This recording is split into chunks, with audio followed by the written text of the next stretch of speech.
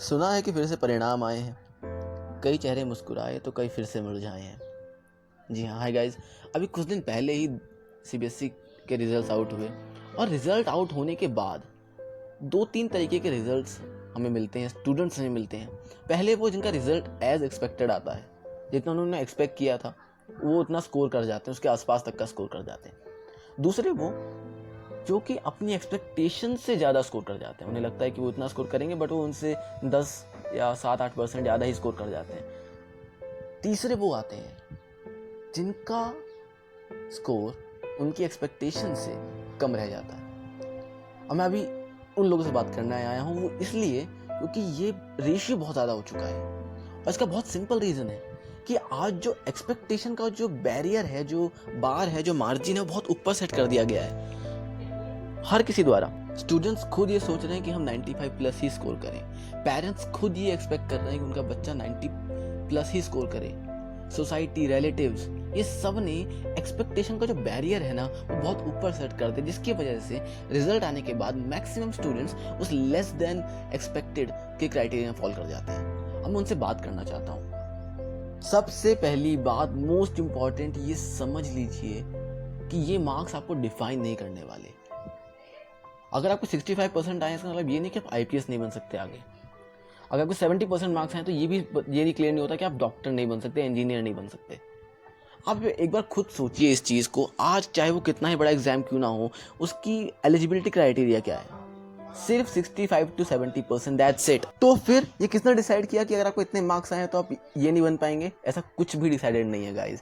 ये मार्क्स आपको डिफाइन नहीं करने वाले हैं। ये नहीं बताते कि आप कितने हार्ड वर्किंग हैं, ये नहीं बताते कि आपकी स्किल्स कितनी स्ट्रांग है, ये नहीं बताते कि आपकी लैंग्वेज पे कमांड कितनी अच्छी है, ये नहीं बताते कि आप प्रैक्टिकली कितने स्ट्रांग हैं, ये नहीं बताते कि आप लाइफ में आगे कुछ कर पाएंगे या नहीं। They don't tell anything, they just few numbers. और उसका सिर्फ उस कागज़ पे ही इम्पैक्ट रहेगा, जिस कागज़ पे वो रिजल्ट आएगा उसका उस पे ही इम्पैक्ट रहने वाला है, उसका आपकी लाइफ पे कोई इम्पैक्ट पड़ने वाला नहीं है। So don't let your self down with this result. अपने आप को नीचे मत गिराइए, क्योंकि ये रिजल्ट कुछ डिफाइन करने वाले ही नहीं है। अपने अंदर की जो आग आपकी लाइफ के लिए, अपने करियर के लिए, अपने पैशन के लिए, उसको बनाए रखिए। इसका कोई फ़र्क नहीं पड़ने वाला है। ये जो पेपर पर रिजल्ट आया है इसका इम्पैक्ट वही रहेगा, आई गारंटी यू दैट। दूसरी सबसे इंपॉर्टेंट बात, डोंट गेट अफेक्टेड। होता ये है कि पेरेंट्स, रिलेटिव्स, फ्रेंड्स, सबके साथ ही होती है चीज़ कि चाहे वो इंसान आपसे साल भर बात ना करे कि बेटा पढ़ाई कैसी चल रही है, क्या कर रहा है, सिलेबस कैसा जा रहा है, वो ये चीज़ कभी नहीं पूछेगा। लेकिन रिजल्ट के टाइम पे सारे रिलेटिव सामने आ जाएंगे पूछने कि रिजल्ट कितना था। दूर के दोस्तों तक के फोन आते हैं कि क्या वो रिजल्ट कितना था।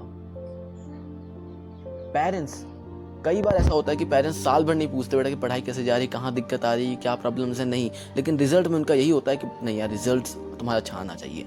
तो don't get affected by that. और यहाँ पे पेरेंट्स से रिक्वेस्ट करना चाहता हूँ, प्लीज़ एक एक्सपेक्टेशन का बोझ मत डाल दीजिए उस पर। आई नो आपकी भी उम्मीदें हैं और वो आपका बेटा है, आपकी बेटी है, वो भी चाहता है कि उन उम्मीदों को पूरी करे, तो वो करेगा, लेकिन उसका बोझ उस पर मत डालिए। और एक चीज़ सच ये है आज कि बच्चे को अपने कम मार्क्स का दुख नहीं है, वो मायूस अपने मार्क्स से नहीं है, वो मायूस इस बात से, वो दुखी इस बात से है कि जो एक्सपेक्टेशन उसके पेरेंट्स ने उससे लगाई थी वो उसको फुलफिल नहीं कर पाया, जो खुशी वो देखना चाह रहा था वो देख नहीं पाया। तो आई थिंक अगर आप उसके रिजल्ट, चाहे वो 75 हो, 85, कितना भी रिजल्ट हो, आप उससे अगर खुश हैं, क्योंकि वो कुछ भी आपके बच्चे के हार्डवर्क का एक रिजल्ट है, आउटपुट है उसका, तो उसको उसी तरीके से लीजिए कि हमारे बच्चे ने साल भर मेहनत की, उसका रिजल्ट ये आया, लेट्स सेलिब्रेट इट। उसे दूसरों से कंपेयर मत करिए। कोई कंपेयर करेंगे तो आप 85 को कम पाएंगे, 95 को कभी कम ही पाएंगे। कंपेयर मत करिए, जो है जितना है एक्सेप्ट करिए और उसको लाइफ में आगे बढ़ने की मोटिवेशन दीजिए, इंस्पायर करिए उसको। उसे ये चीज़ बताइए, समझाइए कि रिजल्ट क्या आया है, क्या आएगा, उससे फ़र्क नहीं पड़ता, हम तुम्हारे साथ हैं और हमेशा रहेंगे, क्योंकि वो आपका साथ ही ढूंढ रहा है, आपके वो चेहरे की मुस्कान ही ढूंढ रहा है। तो हंस दीजिए ना, खुश हो जाइए आप भी। और गाइज, तुम लोग भी प्लीज़, जो लोग मुझे सुन रहे हैं, प्लीज़ बी हैप्पी, मोटिवेटेड रहो, इंस्पायर्ड रहो। ऐसी कोई चीज़ लाइफ में नहीं है जो कि दूसरा इंसान अचीव कर सकता है तुम नहीं कर सकते, ऐसा कुछ भी नहीं है। और ज़माने की ज़्यादा मत सुनना, कि वो कि एक 2 लाइन लिखी थी मैंने ऐसे ही कि इस राह पे गिरना संभलना सब चलता रहेगा, ज़माने की मत सुनना। ये पहले भी कहता था, ये आगे भी कुछ ना कुछ कहता ही रहेगा। अपने श्रम, अपने परिश्रम, अपने हार्डवर्क, अपनी सिंसेरिटी पे अगर आप टिके हुए हैं तो आपको कोई नहीं रोक सकता। इस चीज़ को याद रखिएगा।